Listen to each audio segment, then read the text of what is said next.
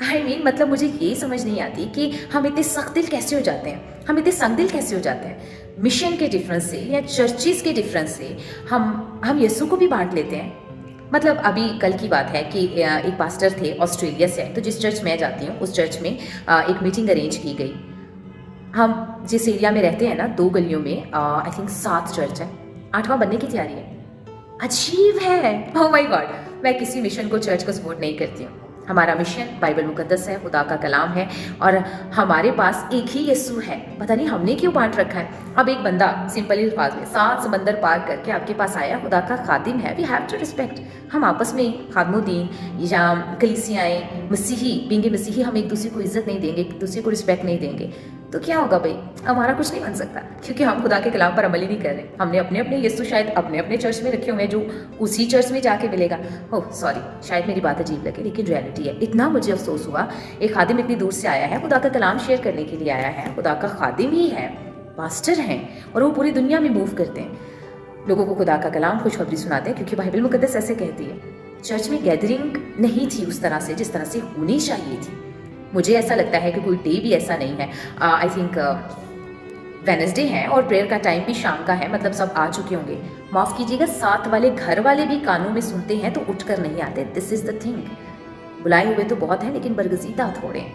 मतलब अव्वल आखिर और आखिर अव्वल हो जाएंगे। मुझे लगता है वही सीन होने वाला है। हम सब मसीही हैं, कानों में आवाज़ आ रही है, और चलें आपके आपस में कुछ क्लैशेस हो सकते हैं, तो एक पर्सन जो दूर से आया उसको तो किसी क्लैशेस का पता ही नहीं है ना, कम से कम उसकी तो सुनो। खैर, आपके आपस के क्लैशेस भी नहीं होने चाहिए। चर्च की दीवारों के डिफरेंसेस की वजह से हमारी प्रायोरिटीज़ चेंज नहीं होनी चाहिए। हम मसीही हैं, हम एक मसीह यीशु के मानने वाले हैं। हमारे जो मफादात हैं, हमारे जो एम्स हैं, हम जो दूसरों के लिए करना चाहते हैं, वो एक ही होने चाहिए। पता नहीं, मुझे नहीं पता कि इस बात का क्या आंसर है, लेकिन अगर 2 गलियों में 7 चर्च हो सकते हैं और 8वां बनने की तैयारी हो सकती है, मेरे लिए इससे ज़्यादा हैरानगी की बात नहीं है।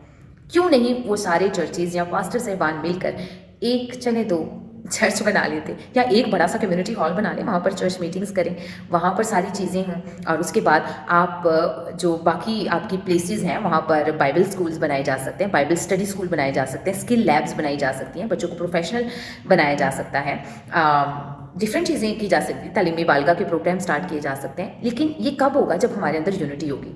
है ही नहीं है, हम सब डाउन डाउन डाउन होते जा रहे हैं। क्यों होते जा रहे हैं? This is the reason, this is the thing जो कि हम समझ ही नहीं पा रहे हैं, बस कहते रहते हैं, कहते रहते हैं। और मैं तो बड़ा फ्रीली पास्टर साहिबान को अक्सर जब मिलती हूँ तो कहती हूँ, वो मुस्कुरा के ना बस कहते हैं, बस ये जो यूनिटी है ना, उसका फ़र्क है। तो यूनिटी लानी किसने है?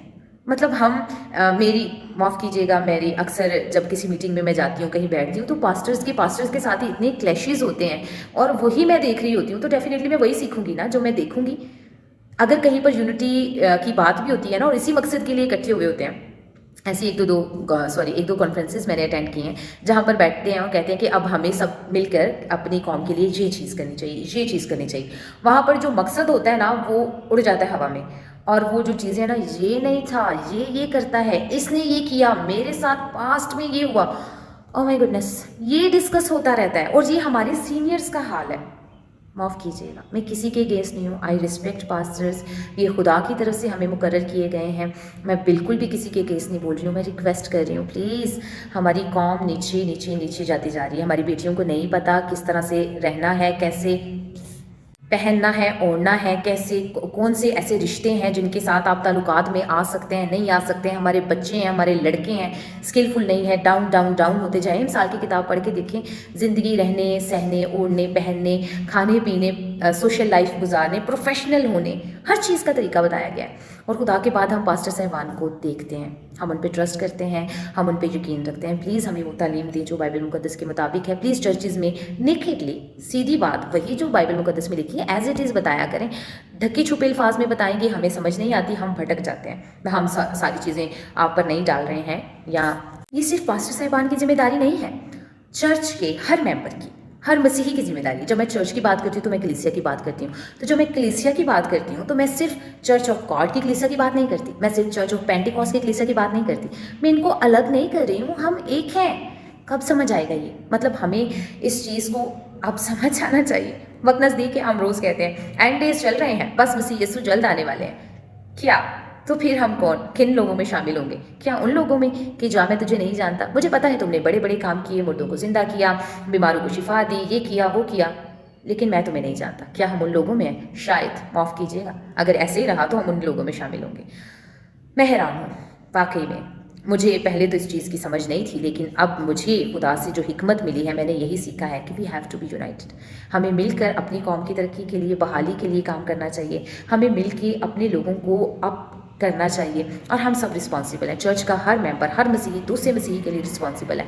आप जहाँ तक लोगों की मदद कर सकते हैं, आप अपना काम करें। जो दूसरा पर्सन है वो अपना काम करे। जो मैं कर सकती हूँ, मुझे अपना रोल अदा करना है। This is the thing. मैं नहीं जाती हूँ चर्च किसी दूसरे, क्योंकि मेरा पास्टर नाराज़ हो जाएगा, क्योंकि मेरे पास्टर के साथ किसी दूसरे पास्टर ने ये किया है, दैट्स वाई मैं उसके चर्च की तरफ देखूंगी भी नहीं। I just don't understand this. Okay fine, जब मसीह यीशु आपसे पूछेंगे कि this is you know these kind of things are happening in your life और इन योर चर्च, तो आप क्या जवाब देंगे? नहीं नहीं, मैंने तो फलां पास्टर की वजह से ऐसे किया था, नहीं नहीं, मुझे तो बताया नहीं गया था, हाँ हाँ मैं जानती हूँ कि यहाँ ये लिखा था, लेकिन मुझे फलां ने ये कहा था। क्या आप ये आंसर देंगे? Oh my God, common sense use करें प्लीज़। खुदा की हिकमत को हासिल करें। बाइबल में कदस लिखा है कि अगर तुम्हें हिकमत की कमी है तो मुझसे मांगो, जो बगैर मलामत किए फ्याजी से देता है। प्लीज़ बाइबल मुकद्दस को पढ़ा करें, खुद इसको समझें, सही तालीम को हासिल करें। मैंने कहा, मैं बिल्कुल भी यहाँ पर ये नहीं कह रही हूँ कि आप पास्टर्स सही तालीम नहीं देते हैं। खुदावंद भी मुझे माफ़ करे अगर मेरी किसी बात से कोई मिसअंडरस्टैंडिंग हुई हो। पास्टर साहबान प्लीज़ आप भी मुझे माफ़ कीजिएगा, क्योंकि मैं कोई मिसअंडरस्टैंडिंग क्रिएट करना नहीं चाह रही। शायद मैं समझा नहीं पा रही होंगी, लेकिन कहने का मकसद ये है कि जब बाइबल हमें एक चीज़ सिखाती है, हम दूसरों को यूनिटी के बारे में सिखाते हैं, लेकिन हमारी चर्चेज़ की, हमारे पास्टर साहबान की आपस में यूनिटी नहीं है। हम लोगों में बैठे होते हैं तो हम चीज़ों को नेगेटिवली एक्सप्रेस कर रहे होते हैं, तो सामने वाले क्या सीखेंगे? हम लोगों कहते हैं घर में यूनिटी में रहें, लेकिन अपनी कलीसिया या हमारी कलीसिया के दरमियान ही यूनिटी नहीं है, या चीज़ें गड़बड़ हैं, मैसअप हैं, तो चीज़ें ऐसे मैनेज नहीं होंगी। लिखा है हमें तो अभी सख्त ग़िज़ा की तरफ जाना था, अभी तो हमारी इनिशियल स्टेज ही हम पार नहीं कर पा रहे, पहली सीढ़ी ही अभी हमने पार नहीं की।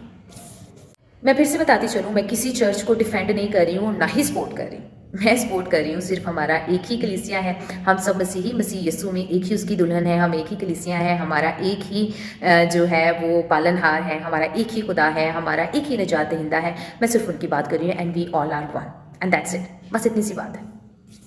सो आप सबसे रिक्वेस्ट करना चाहूँगी, आप प्लीज़ खुदा के कलाम को पढ़ा करें। जो कुछ खुदा के कलाम में लिखा है उसके मुताबिक ज़िंदगी गुजारें। लिखा है आखिरी दिनों में लोग सही तालीम की बर्दाश्त नहीं करेंगे, और जो कुछ खुदा का कलाम है वही आंसरेबल हैं आप उस चीज़ के। और आप सब ने अपना हिसाब देना है, अपनी सलाहियतों का, अपने अमाल का, अपनी चीज़ों का, हर चीज़ आपसे पूछी जानी है। तब आपके आसपास कोई भी आपको डिफेंड करने के लिए नहीं होना, कोई नहीं होगा जिस पर आप ऐसे करके इल्ज़ाम लगाएंगे तो खुदा कहेगा ओके फाइन, ये था तो इट्स ओके, तुम फ्री हो। नहीं नहीं नहीं नहीं, आप ऐसे करेंगे तो ये तो पहले ही आपकी तरफ है, और खुदा ये फिंगर भी आपकी तरफ मोड़ देगा और कहेगा तुम कहाँ थे?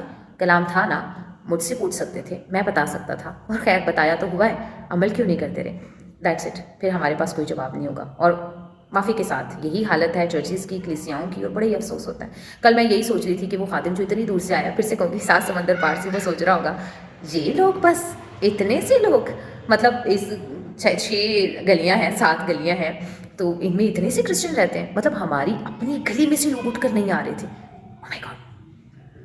हाँ, ज़्यादा बोलूँगी तो पता नहीं क्या हो जाएगा। खैर मैंने सब कुछ ही कह दिया, लेकिन मैंने सब कुछ इन अ पॉजिटिव सेंस का है, मैं कुछ भी नेगेटिव नहीं बोलना चाह रही। खुदा नीयतों को जानता है, खुदा जानता है मैं किसी से कोई नफरत वाले अल्फाज नहीं कह रही हूँ, सिर्फ ये कह रही हूँ जो मैंने खुदा से सीखा है, खुदा के कलाम से सीखा है। Be united, and that's it.